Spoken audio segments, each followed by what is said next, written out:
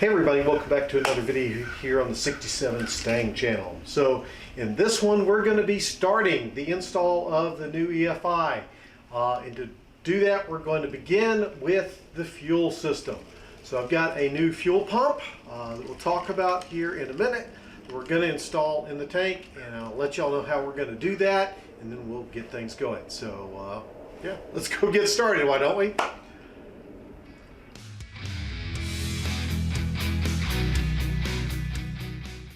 Okay, so like I said, we're going to start with the fuel part of this.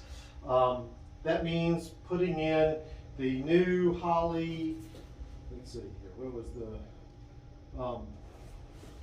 gosh, I don't even remember the name of that part. Here, but the new fuel pump from Holley that was here.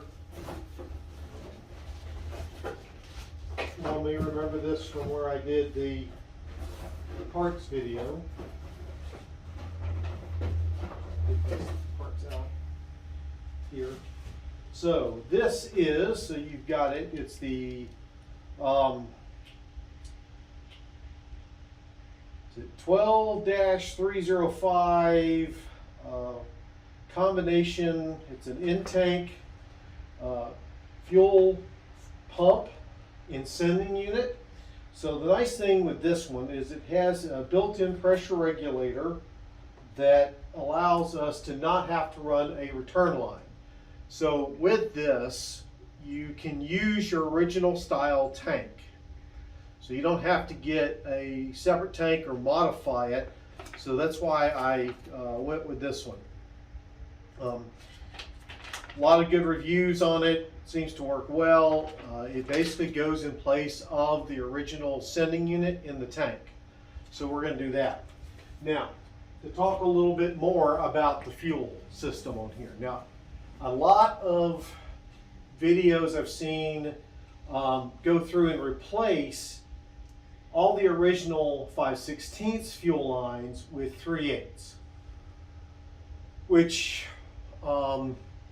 if you were working on a bigger engine, right, 289, 302, 351, so forth, so on, you would certainly want to do that. With this inline 6, because I'm not really going for some big power improvement, I'm not trying to increase performance, as it were. I'm really just trying to go with better reliability, quicker and easier starts, maybe some better fuel mileage on it, those kind of things. I believe the 5/16 fuel lines that are on the car are going to work. So I'm going to continue to use those. Now the other reason I'm doing that is when I got the car running, right, when I got it running down at my dad's place, I replaced the entire fuel system, right? I replaced the fuel tank, all the fuel lines, both hard and soft lines, fuel filter obviously. So pretty much the fuel system is new. Right? None of it's the original stuff, but it was all with the original size 5/16. So I don't see any reason to go through and replace. Now, if they were original lines, yeah, probably I would have gone ahead and upgraded to the 3/8. Because the original lines probably would have had rust and all those things. So I'm not going to do that. Now, what I'm going to obviously do is keep the original hard, well, not the original, the replaced hard lines in there, from the tank all the way up, sorry, into the engine compartment. So, listen, I'm not going to replace them with 3/8. If, again, your system is original, somebody got in the engine making a lot of noise. Sounded nice. What I was saying, oh yeah, if you're replacing your system anyway because it was original or rusted out or whatnot, then yeah, even with the 6-cylinder, go with the 3/8. It doesn't hurt anything. But listen, I'm going to keep the original 5/16. So, what do we got to do to put this sucker in there? Well, we're going to start. We got to obviously pull the old sending unit. So, what I'm doing is I'm going to go ahead and pull the tank. You don't have to pull the tank. You can install this with the tank still in the car. It just looks like it's going to be a lot easier if I pull the tank. There's not a lot to pulling the tank. So let's go back real quick and look at what I think it's going to take to pull the tank. I still want to think. I've done it. I replaced the tank several times. Well, not several times. I replaced the tank already. So we're going to go take a look at what that's going to entail, and then we will start with doing it. So let's go take a look. Okay, so for those that don't realize that the bottom of your trunk is your gas tank. So this is the top of the tank, right? And we got really just a series of bolts that run around that we're going to pull out to unloosen it. We've also got to undo the filler neck here. Again, if you've never pulled your tank before, this hose that connects the true filler neck to the filler on the tank itself, this can be pretty hard and crusty. I had to cut my original one off. This, again, being fairly new, is fairly pliable. So we're going to have to pull this out. Then we're also going to have to, there's my keys, let me get out of the way, take off the filler cap, the gas cap here, right? And undo these. So you get these nuts, or I'm sorry, bolts here, and then where this retaining ring is for the gas cap itself. Let's see if I can show it to you. Where's that at?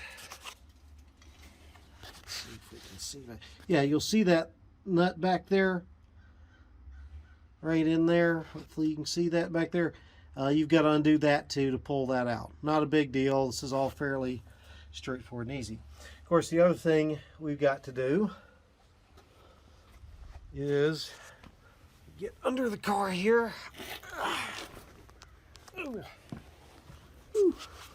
Something I've gotten a good bit of practice is disconnect the fuel sending unit. So we'll have to take off the hose that connects the sending unit up to the fuel line that goes up to the engine bay, right? And said that's 5/16. I will be replacing this rubber piece here because it's not designed for the pressures of an EFI. So I've got new 5/16 EFI graded fuel line to go with that. I've also made sure that I've drained the tank. Basically ran the car yesterday until I ran out of gas. However, this new tank does have a drain plug on it, so if I had to do that, I would, but it's empty. And then the other part that we've got to disconnect is the wire. It's somewhere up in there. Let's see, where is that? Yep, you see that connector? Let's see, right there. That's the connector that goes up to the fuel gauge in the car. So I'll have to disconnect that. It's pretty simple and straightforward. So we disconnect this, we undo the bolts, we undo the filler neck, and then we can literally lift the tank out from the trunk and get it out. So that's what I'm going to go ahead and do now. I'm not going to film it. I've kind of told you how to do it, but there's no point in letting you sit here and watch me loosen things up. So time to go get started. Next time you'll see the tank, it should be out of the car. Okay, so I've got the tank out, as you can see it here. So I need to remove this. This is the sending unit, for those that may not know. It's not that difficult to remove. What we have to do is this flange here is what locks it in place. So we need to knock that loose. Now to do that, we're going to use a flathead screwdriver and a hammer. And so you just got to rotate around. This is loud.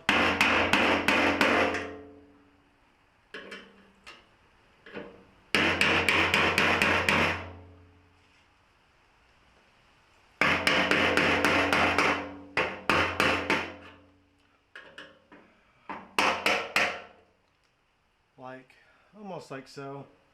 There's tabs here on the tank that you're trying to get so it lines up with these holes that are in this flange so that it pops off like so. The flange comes off. Now your sending unit should come out.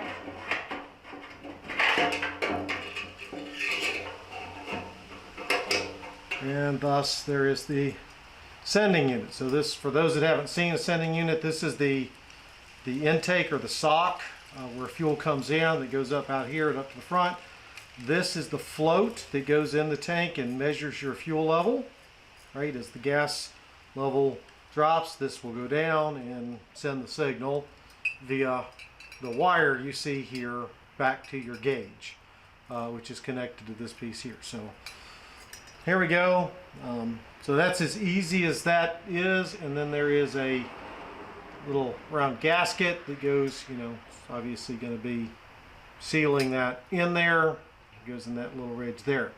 And this is really what makes doing this easier outside of the car, is trying to get the seat in there while you're trying to put and keep it in place while you're trying to put the other unit in is problematic at best. So we're gonna do that. By the way, the new fuel pump, I think, comes with a new one of these, although this one's fairly new, because if y'all watched the channel for a while, you'll know that I had to replace this because the other one I had, which was also new when I got the tank, the connection here for the sending to the fuel gauge units sprung a leak. So I had to go buy this one. So this one is manufactured in 2018. So it's relatively new. I'm holding on to all these old parts, at least for a little bit, just in case there's a problem and I've got to convert back to the old system. So all of this stuff is going to be kept. So now what I'm going to do is go get the new fuel pump, and we'll talk about getting it in the tank. So let me go get that. Now I've got this out. One other quick warning here. Yes, I ran the car dry, so it no longer, you know, the tank was supposedly empty. Just because it doesn't have enough gas for the car to pick up to run doesn't mean there's not gas. There is more gas. I sloshed a bunch of it out just to make sure that I wouldn't have it spilling while I had it turned over. And I've also got a catch pan underneath just in case more comes out. But just word of warning, you know, remember you're dealing with gasoline. Make sure you're working in a well-ventilated area. I should be wearing a respirator probably, because I am smelling gas fumes. That would probably be the smart right thing to do. Don't do what I say, don't do what I do. So anyway, keep that in mind. So anyway, I'm gonna go get the new fuel pump, and we'll start the install of that. Okay, so I've gone ahead, pulled out the parts of the fuel pump here. So this is the fuel pump and sending unit that's got to go in the tank. So you can see it looks similar to the old sending unit that was in there, right? We still have a float, right? We still have, you know, this is going to be the intake. Now there's going to be a little bit more to go on to this. And this is the wire that ultimately connects to power and the gauge and grounds and all that we've got to do. Now we also have this intake that goes on here that I'll have to put on. This is the same as the pickup that we saw on the old one. So that's going to snap on there, which I've got to do next. And then we have in this kit, this is the pigtail that ultimately connects up to the parts at the front of the car, the power, the ground, and things of that nature. And this end here will ultimately plug into this end here. Now in this here, you'll see the ring and the O-ring that goes on there. So I've got both of those. Again, that'll go in there just like the old one. So the problem I'm going to have is trying to fit this with this all in that hole that the original sending unit came out. The float is not going to go in there. So what I'm going to have to do, and this is based off the instructions on Holley's website, their support page actually has a good video showing this. I'm going to have to unscrew this so this comes loose. So I can fit all of this down in, then I can wiggle this in and reattach it to here. And that'll get the whole unit into the fuel tank, right? So that's what we're going to do. I'm going to go back over, well actually what I'm going to do is go ahead and put that on to here, you know, per the instructions here. So now one thing it doesn't show on these instructions is Holley recommends putting some masking tape or painter's tape around the edge of the hole in the tank where this goes in to prevent any sort of cutting or scarring or whatever of this sock. And they have a fancy name for this thing. Let's see if I can see what they... Hydromat. Hydromat is what they call this. So I'm probably going to do that too, just to make sure. Obviously I don't want to damage it. I've taken so long to get all the parts. But I'm going to put it on here, and then I'm going to go take that up, and we'll take you back over to there. So let's go ahead and do this.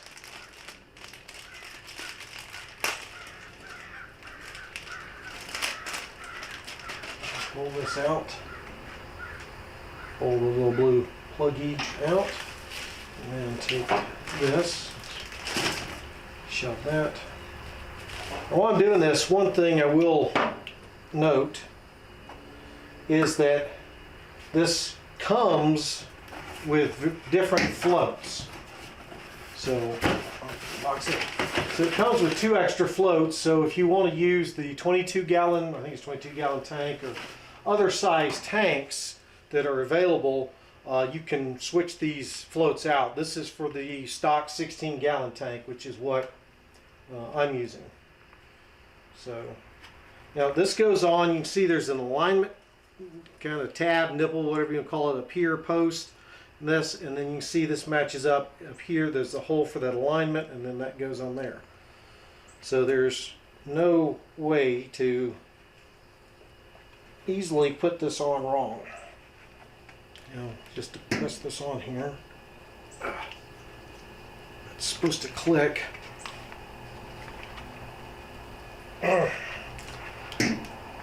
Okay, so we got that on, clicks into place. So now we're going to go back to the car. Okay, so got the tank opening kind of taped off with some painter's tape. Again, like Holley says, the key is you're trying to protect this lip. Now also be careful, because obviously we don't want things to get split off and fall into the tank. The whole reason we're doing this is to try to protect the hydromat thing here. So we're going to look at this here.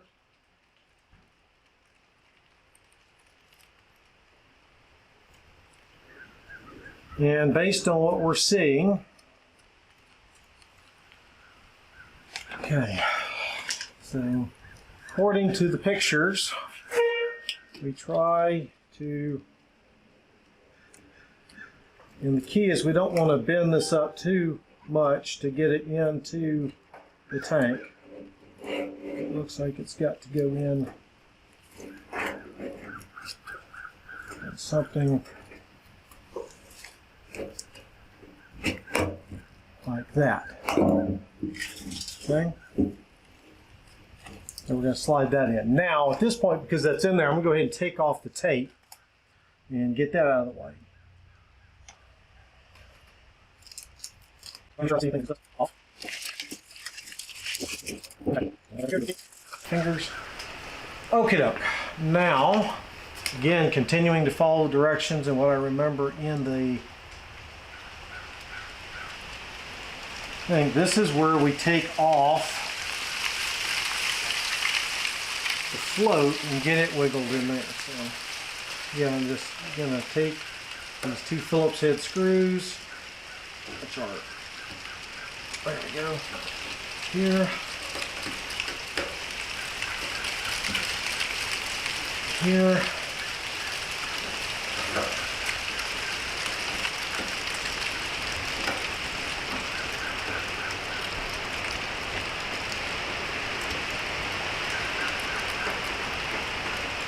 they torque the bejesus out of these things, I have to tell you that.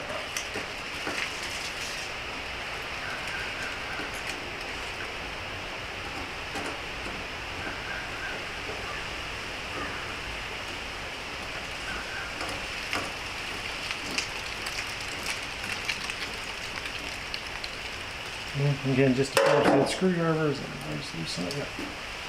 So that gets this off. And then we try to get that in the tank.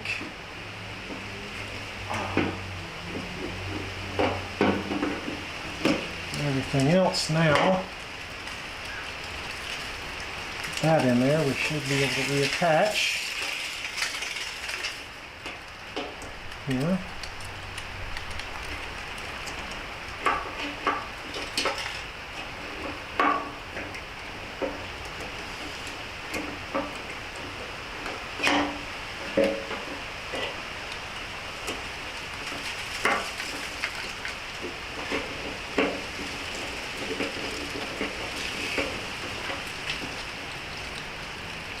Now there is a ground wire on the top one. Make sure that's, when you screw this back on, make sure you reconnect that ground or you're going to be in a world of hurt. No two ways about it.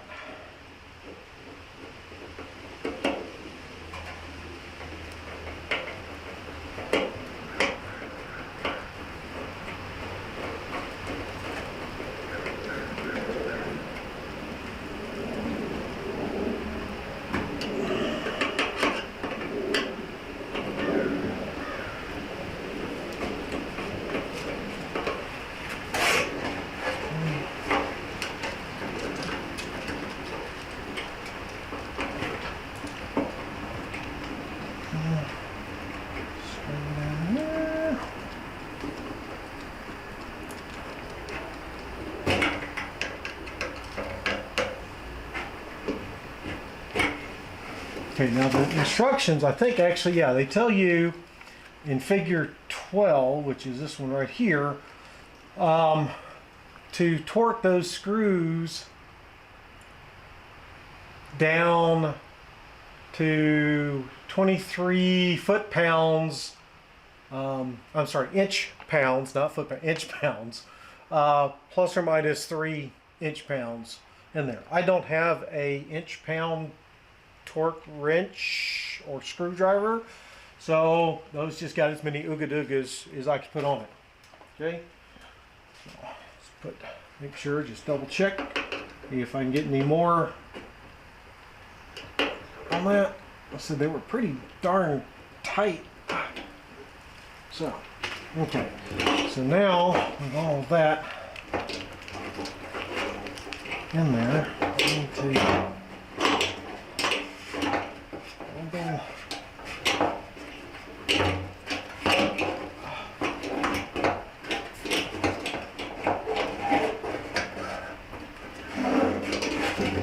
there we go. Okay, now one thing, I'm going to actually bring you over here and show you something because there's some tabs you need to line up. So I'm going to bring my small camera over here, pardon me, which is really my cell phone, so you can see this. Okay, so you'll see here and here there are 2 notches. If you go back here, let's see here, can we see them? Yep. See, there's one right there and then one right there. So we got to line those notches up. Now it should be roughly something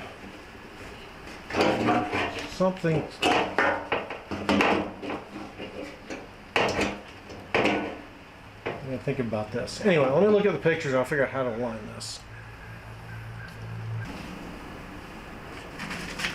Okay, so I'm figuring out the orientation, again looking at the pictures here on this. So in the picture, this should be the bottom of the tank, right? What's hanging down under the car. This is the top of the tank that makes up the floor of the trunk.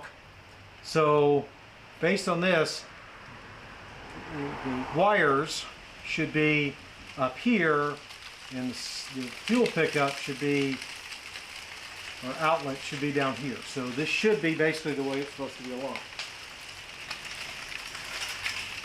So the next step is to get that O-ring into position. Take this O-ring, feed it over the wire. It's getting windy. Feed it over the fuel, and then it's got to go around. Oops. Like so. And then we put it into, hopefully, this is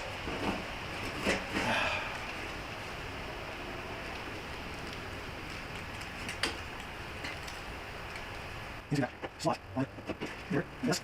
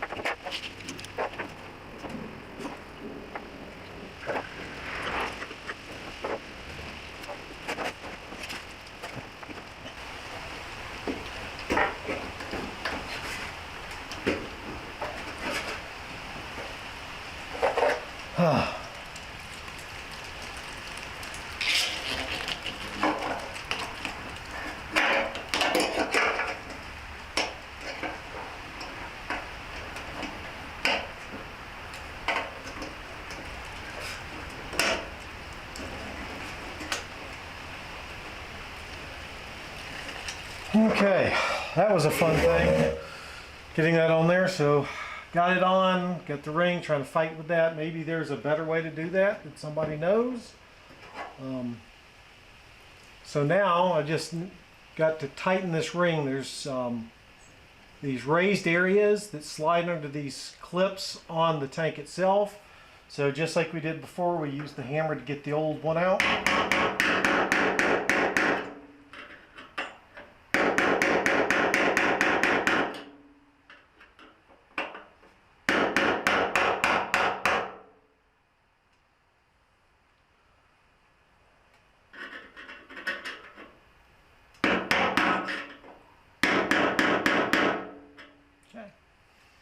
So hammer it till it's in place, good and tight.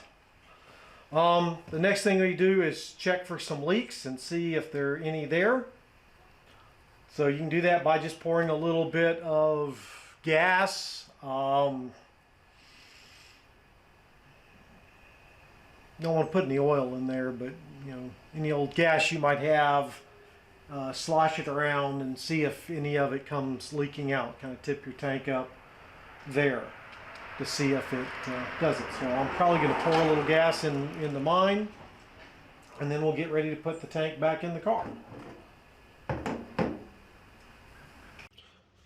Okay, before we get the tank put in, and I'm not really going to show you that because I explained how it came out, same way it goes back in, but what I did want to point out is that originally the tank was sealed to the car using some of that 3M strip caulk like we used when we were working on the door. So you want to make sure you go back and seal that in. Now whether you use some strip caulk or use some silicone caulk or seam sealer or whatever, that's fine. But you do want to make sure you get that sealed up. I did take the opportunity, as you can see the brown paper, to go ahead and make sure I cleaned this up. When I put the new tank in originally to get the car running, I didn't go and clean any of that up, so there was some surface rust there that I took care of. So I've got all that cleaned up. I'm going to put the 3M strip caulk down there, and then I'm going to drop the tank in the car and get it put back in. So I'm going to get started on that now, and I'll let you know when I'm done. Okay, so you can see we got the tank back in the car. So that was, again, fairly easy, just as I showed you the process to get it out, goes back in. We'll get down. I want to show you one thing underneath that I'm seeing that's going to be a problem. If I'd known this, I would have dealt with this before I put the tank back in the car. But let's see if I can get up in here and show you this. a little more light may help. Okay, let's see here. Yeah, okay, so you can see here is the fuel outlet from the pump sending unit, new one, right? And then, let's see if I can get, oops. And here is the fuel line. I'm not sure if you can tell how much, but these two are pretty much overlapping like this. If you draw a line, it's coming into here. This is coming into here. So what I'm going to probably have to do is this line, I'm probably going to have to go back and shorten it somewhere up in here and then reflare it. Now, I can do that by taking the tank back out again, or I may pull the muffler out here, right?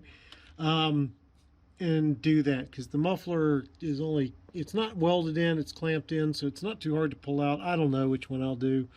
That is something for another day when I get ready to really plumb everything up. Of course, I've also got to do the wiring on this, which is going to be later when I do all the electrical wiring and other connecting wiring, which is a different video. But anyway, the new fuel sending unit and combination pump is in the tank. Tank is back in the car.